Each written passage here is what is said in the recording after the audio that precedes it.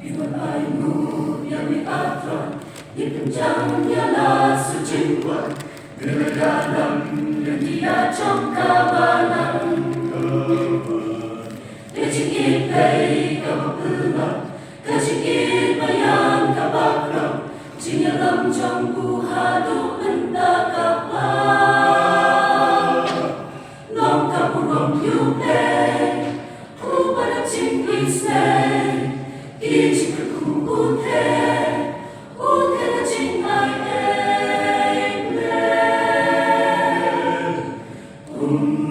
upana pencam ching yaro kaju bili try hani ulapen yo ni ai mo tanya me atay na marki kam mamile ni kende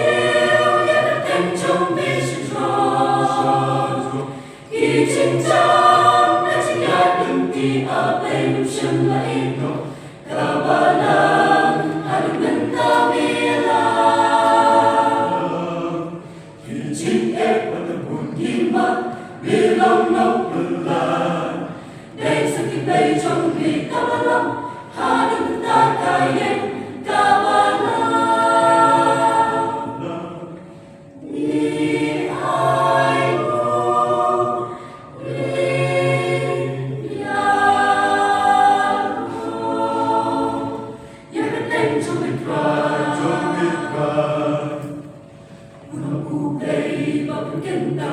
yang sembra ke chubili pula benda cinta koi taki kentri mera penpong pasepuro yang sembra jingwa jombi dia aingu meya lam hadu katne banda sidang Jordan ate tudang yalam bala cumikan ye Shaka menyokoi